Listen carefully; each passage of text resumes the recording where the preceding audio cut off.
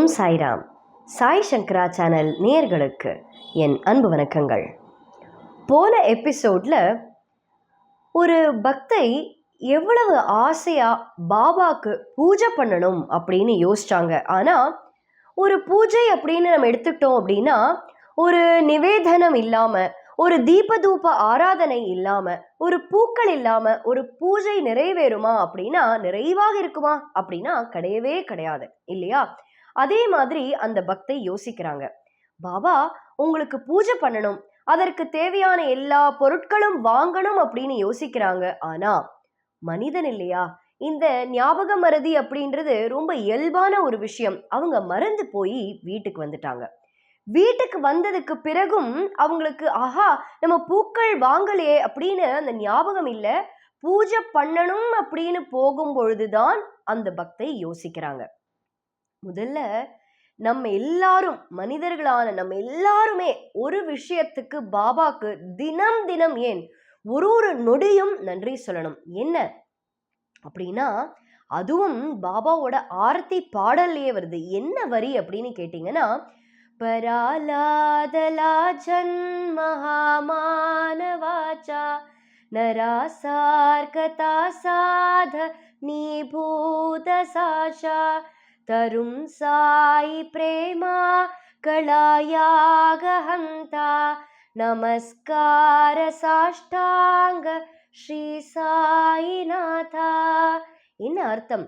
பராலாத லா ஜன்ம ஆமான வாச்சா, இந்த ஜென்மத்துல நம்மளுக்கு எந்த ஒரு ரூபம் கிடைச்சிருக்கு அப்படின்னா மனிதனாக பிறக்கக்கூடிய ஒரு பாக்கியம் கிடைச்சிருக்கு இல்லையா? அப்போ இந்த 6 அறிவுகளை பயன்படுத்தி கடவுளை எப்படி அடையணும் அப்படின்றது மட்டுமே நம்மளுக்கு யோஜனையா இருக்கணும். ஆனா இந்த கலியுகத்துல இதை தாண்டி பக்தர்களுக்கு அடுத்தவங்க மேல ஒரு பொறாமை, அவங்க முன்னுக்கு வந்துட்டாங்க அப்படின்னா அவங்க மேல பொறாமப்படுறது, இந்த ஈகோ அப்படின்னு சொல்றது எல்லாமே, இந்த ஈகோ ஜெலசி, பாபா சொல்ற மாதிரி மாயையில சூழ்ந்து கஷ்டப்படுறோம், தத்தளிக்கிறோம். அதுலேருந்து எப்படி வெளியில வருது அப்படின்னா, அதற்காக தான் பாபா ஒரு மனிதனான ஒரு பிறப்பு நம்மளுக்கு கொடுத்திருக்காரு. எதற்காக அப்படின்னா நல்லது மட்டுமே பண்ணணும். அந்த பகவானை போய் வேண்டறதுக்கு இந்த 2 கண்களை கொடுத்திருக்கார். அவரை நாடி போறதுக்கு இந்த அறிவை கொடுத்திருக்காரு பாருங்களேன். அந்த அறிவை பயன்படுத்தி இந்த ஈகோ அப்படின்றத எப்படி நாசப்படுத்தி நம்ம வாழ்க்கையில எப்படி முன்னேறி கடவுளை அடையணும் அப்படின்ற அந்த ஆன்மீக குறிக்கோள் மட்டுமே ஒரு மனிதனுக்கு இருந்தால் அவன் வாழ்க்கையில எதுவுமே கஷ்டப்பட வேண்டாம். எந்த கஷ்டமும் இருக்காது. கஷ்டம் வரும், அதுக்காக ஆஹா நான் ரொம்ப சந்தோஷமா இருக்கேங்க அந்த மாதிரி யாருமே சொல்ல முடியாது, எந்த மனிதனும் சொல்ல முடியாது. ஆனா அந்த கஷ்டம்னு ஒண்ணு வருது பாருங்களேன், அதற்கு பின்னாடி நம்மளை தட்டி கொடுத்து நான் இருக்கேன் அவன் கூட அப்படின்னு இன்விசிபிள் ஃபார்ம்ல கண்ணுக்கே தெரியாம பாபா நம்ம கூடயே இருப்பார். அதுதான் ஒரு மனிதனுக்கும் எண்ணம் இருக்கணும். என்ன மனிதனாக பிறக்கிறோம், அந்த மனிதனாக இருக்கக்கூடிய இந்த பிறப்பில் பாபா உனக்கு நாங்க முடிஞ்ச அளவுக்கு நாங்க பூஜை பண்றோம், முடிஞ்ச அளவுக்கு நல்லதே செய்யறோம், முடிஞ்ச அளவுக்கு ஆர்த்திகளை பாடுறோம். அந்த மாதிரி இருந்துட்டோம் அப்படின்னா நம்மளை கண்டிப்பா பாபா காப்பாத்துவார். இந்த பக்தைக்கும் அதே உணர்வு. பாபா என்னதான் நான் நடிகையா இருந்தாலும் நான் ஒரு பெண்மணி, நான் உன்னுடைய பக்தை, அப்போ உனக்காக நான் எப்படி பூஜை பண்ணணும் அப்படின்னா அந்த ஆசையோட பூஜை பண்ணணும் அப்படின்னு யோசிக்கிறாங்க. ஆனா அந்த பக்தைக்கோ பூக்கள் இல்லை. அப்ப யோசிக்கிறாங்க, ஏன் பாபா உன்னோட பூக்களை வாங்க முடியாம நான் இருந்துட்டேனே, நான் என்ன பாவம் பண்ண, ஏன் நீ என்னோட பூஜையை ஏத்துக்க மாட்டியா அப்படின்னு நினைச்சிட்டு இருக்கிற அந்த தருணம் அவங்க வீடு தேடி ஒருத்தவங்க வராங்க. அது யாரு அப்படின்னு பாத்தீங்கன்னா, பொதுவாகவே நீங்க இந்த சவுத்ல நம்மளோட சேனலுக்கு நிறைய அப்ராட் வியூவர்ஸ் இருக்கிறதுனால இந்தியால பொதுவாக சவுத் இந்தியால எப்படி அப்படின்னா உங்களுக்கு சொல்றேன். ஒரு அப்பார்ட்மெண்ட்ல இருக்கோம் அப்படின்னா அந்த அப்பார்ட்மெண்ட் அப்படின்றதற்கு பொதுவாக பல வீடுகள் இருக்கும் இல்லையா? அந்த பல வீடுகளுக்கும் தனிப்பட்ட முறையில ஒரு அம்மா பூ கொடுப்பாங்க தினம் தினம். அதே மாதிரி தினம் இந்த வெஜிடபிள்ஸ் வாங்குறதுக்குன்னு ஒரு ஆட்கள் இருப்பாங்க. இந்த மாதிரி அவங்களுக்குன்னு காமனா இருப்பாங்க. அப்போ அந்த அப்பார்ட்மெண்ட்ல யாரெல்லாம் பூ தருவாங்களோ அவங்க எல்லாரையும் இந்த பெண்மணிக்கு தெரியும். அப்போ இவங்க கதவை திறக்கிறாங்க. கதவை திறந்து பார்த்தா தெரியாத ஒரு முகம், அவங்க யாருன்னே இவங்களுக்கு தெரியாது. திறந்த உடனே அந்த வெளியிலேருந்து வந்த அம்மா சொல்றாங்க, கையில ஒரு பேக் வச்சிருக்காங்களாம். வச்சுட்டு அந்த அம்மா சொல்றாங்க இந்த பெண்மணி கிட்ட, இந்த சாய் பக்தை கிட்ட சொல்றாங்க, இந்தாங்க இந்த பூவை நீங்க வச்சு பூஜை பண்ணுங்க. இதுக்கு பைசா வந்து நீங்க இப்ப தர வேண்டாம், நான் நாளைக்கு வாங்கிக்கிறேன், நீங்க நாளைக்கு என்னை பார்த்து கொடுங்க அப்படின்னு சொல்லி ஒரு பை நிறையா பூக்களை இந்த பெண்மணி இந்த சாய் பக்தை கிட்ட கொடுத்துட்டு போயிட்டாங்களாம் அந்த பெண்மணி.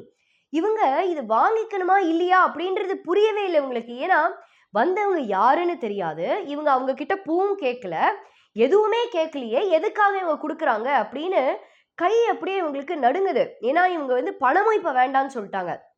இதற்கான பணம் கவலையே படாதீங்க, நான் அப்புறம் வாங்கிக்கிறேன், நாளைக்கு பார்த்து கொடுங்க அப்படின்னு சொல்றாங்க. வந்த அந்த பெண்மணியே பார்த்தது கிடையாது, நான் பூவும் அவங்க கிட்ட கேட்கல, பைசாவும் வேண்டாம்னு சொல்லிட்டாங்க. வந்தது யாரு, இந்த பூவை நான் வாங்கணுமா வேண்டாமா அப்படின்னு கையில வாங்கி வச்சு 1000 கேள்விகள் மனசுக்குள்ள. அப்படி நிமிர்ந்து பாக்குறாங்க. அந்த அம்மா பூ கொடுத்துட்டு போயிட்டே இருந்தாங்களாம், கவலையே படல. இந்த பக்தை ஆடி போயிட்டாங்க. அப்போ ரொம்ப யோசிச்சுட்டே இருக்காங்க. இந்த யோசனையோட பாபாக்கு ஆனந்த கண்ணீரோட சாஷ்டாங்க நமஸ்காரம் பண்ணி பூஜை பண்றாங்க. பாபா ஒரு சின்ன ஆசை, என்ன, பாபாக்கு பூஜை பண்றதுக்கு பூ இல்ல அப்படின்னு யோசிச்சு எனக்கு யாரோ ஒருத்தர் மூலமா நீ பூ கொடுத்து விட்டியே பாபா, ரொம்ப ரொம்ப சந்தோஷம் அப்படின்னு பூஜை பண்ணி மறுநாள் அவங்கள பார்த்து நன்றி சொல்லி அவங்களுக்கு அந்த பைசாவை கொடுக்கணும் அப்படின்னு இந்த பெண்மணி யோசிச்சுட்டு இருக்காங்க. இந்த யோசனையோட பாபா பூஜை எல்லாம் முடிச்சுட்டு நைட்டு நிம்மதியா தூங்கி மறுநாள் காலையில எழுந்து அந்த பெண்மணியை போய் தேடுறாங்க. அந்த மாதிரி அப்பார்ட்மெண்ட்டுக்கு வேற எந்த வீட்டுக்கும் அந்த பெண்மணி போகலையா. அடுத்த நாள் இப்ப பூ கொடுத்துருக்காங்கன்னா அதுக்கு காசு வந்து வாங்கணும்ல, அந்த பூக்காரம்மா கொடுத்துருக்காங்க அப்படின்னா நிச்சயமாக அவங்க காசு கேட்கறதுக்கு இவங்க வீடு தேடி வரணும். அந்த அம்மாவும் வரல, வேற அப்பார்ட்மெண்ட்டுக்கு வேற எந்த வீட்டுக்கும் அந்த அம்மையார் போகல. அப்படின்னா வந்தது யார்? நம்ம எல்லாருக்குமே புரியுது இல்லையா எதற்காக இந்த லீலையை நான் சொல்றேன். சின்ன விஷயம், ஒரு சின்ன ஆசை தாங்க இது. பாபாக்கு பூ வைக்கணும் அப்படின்னு ஒரு ஆசை, அது ஒரு சின்ன விஷயம். ஆனா பாபாவோ எவ்வளோ பெரிய ஒரு லீலையை பண்ணி யாரோ ஒருத்தர் மூலமாக தானே வந்து தன்னோட பூஜைக்கு பூ கொடுத்துட்டு போயிருக்கார். அப்படின்னா இது எதற்காக சொல்ற, நான் சொன்ன மாதிரி இந்த ஆர்த்தியில வர மாதிரி ஒரு மனிதனாக பிறந்திருக்கும். அப்படின்னா தயவு செஞ்சு வாழ்க்கையில நம்ம இது இல்லை அது இல்லை அப்படின்னு குறைகளை மட்டுமே பேசி பேசி பேசி அதற்காக வருத்தப்படுவதில் எந்த விதமான பிரயோஜனமும் இல்லை.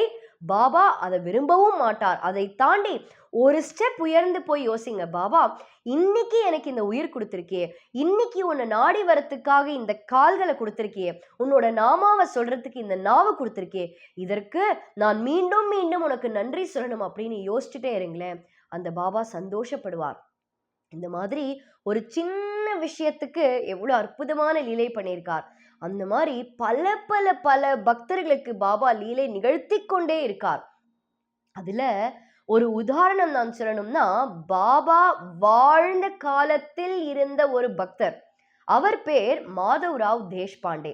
நம்ம சேனலை வந்து தொடர்ந்து பார்க்கிற எல்லாருக்குமே தெரியும், ஒரு நாள் கரெக்டா நம்ம எபிசோட் டெலிகாஸ்ட் ஆகும்போது அந்த தேதியில் ஏதாவது ஸ்பெஷாலிட்டி, ஒரு ஸ்பெஷல் டேட் பாபா பக்தர்களை சம்பந்தப்பட்டு இருந்தா நான் சொல்லுவேன். ஆனா நம்ம எபிசோட் வந்து ஒரு தேர்ஸ்டே டெலிகாஸ்ட் ஆறதுனால அடுத்த தேர்ஸ்டேக்குள்ள ஒரு முக்கியமான நாள் தாண்டி போறோம். என்ன அப்படின்னா ஷியாமா அப்படின்றவருடைய சமாதி நாள். இந்த ஷியாமா யாரு? இவருக்கு பேரு மாதவ்ராவ் தேஷ்பாண்டே.